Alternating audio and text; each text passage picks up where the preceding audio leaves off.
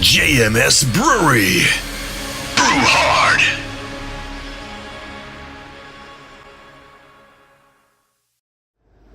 Happy Homebrew New Year. Hope you guys all had a great Christmas and a happy New Year. I'm having a happy New Year with Dropkick Nate. Finally got me brew down, all brewed out, really nice. I love it. I didn't do any different additions or modify it. I did it to under the table brewing's recipe instructions, and I love it. It's beautiful, like absolutely beautiful. Unfortunately, I can't disclose too much about it because it's not my recipe, and the guys at Under the Table Brewing, they're top blokes, and if you ask them nicely, I'm sure they'll probably shoot the recipe your way.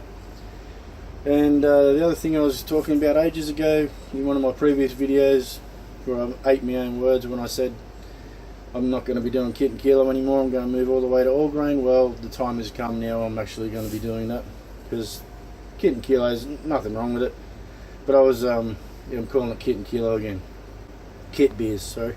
I was doing one every week, which I was drinking too much beer, and you put on weight, and it's not real good to drink that much beer. So I'm going to be doing all grain now, so I'll have less beer but better quality and lose a bit of weight, and I'll still be happy.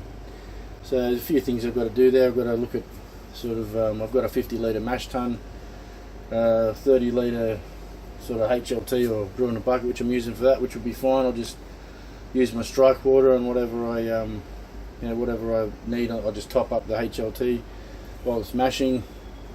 I just need to find a better solution for I need a bigger brew pot. So if I want to do bigger or double batches, 38 litre batches, I'll need sort of probably 50 plus litre sort of brew pot. So, but that's to look at the moment. I can do full. I can do no problem doing 18 litre, 21 litre batches at the moment. So that's what I'll stick to. Just a recap on the Panhead supercharger.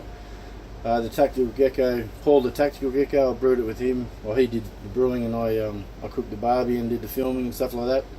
He did a fantastic job of that. I don't have a glass of that with me right now, but that was magic. Really good. And really, thanks again, Paul. You're an absolute legend. That was bloody brilliant. We'll have to do that more, and we should do that. Should do that every year. That Paul Wicksteed Memorial Brew Day. That'd be great. So cheers, mate. That was fantastic. And moving on to the brew room. I've done a couple of upgrades since I last did a Homebrew Wednesday. I had my little wine fridge in here that you always saw. So if you've got some really nice quality bottles of wine, you can put them in there, and in North Queensland, Australia, things get pretty hot, so they'll be ruined. But I've got this one here I installed, which is whatever I bottle for my all grain beer, I'll put in there, keep it at around the 18 degree mark. That was a bit of fun, as you can see with where I've put the frames in. This one actually went quite a bit out, so I had to take half an inch sort of out of that frame, chisel that frame right out, but I managed to get it in there, so that's all pretty good. Got a few lights to go in, which will so that way I can move around without that sort of thing blaring in the camera. So I've got two lights, one there, and they should hopefully go up there somewhere. I also did a blueberry melomel fruit mead a while ago.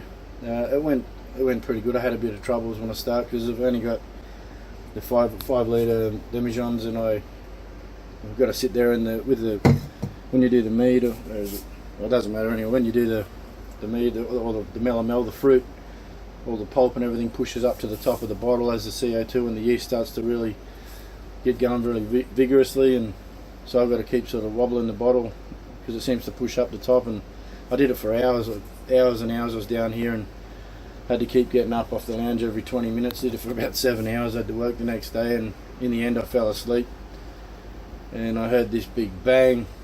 So some stuff had got caught in the bottom of the airlock, and the pressure built up, and it blew the bung clean out, and it had stuff all over these walls here, everywhere, all over the roof. It looked like it was on the floor. It looked like someone spewed everywhere. And I've got some footage of that, so I'll show you all that anyway. So check it out.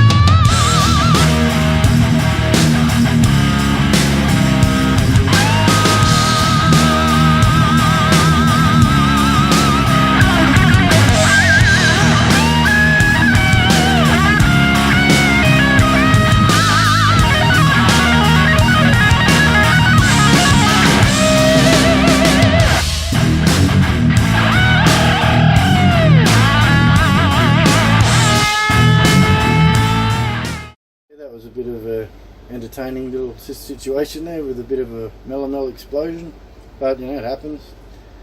Alrighty, that's it for the first one of the year. It's good to be back, and hopefully I'm actually getting my pump next week, my recirculation pump, so I'll be able to recirculate. I'm not going to worry about the heating idea with the kettle just yet, because the mash tun I've got, the big blue beast there, I just put the lid on for the whole hour mash, and the thing is lucky to lose half a degree. It's brilliant. It's really good, holds its heat well.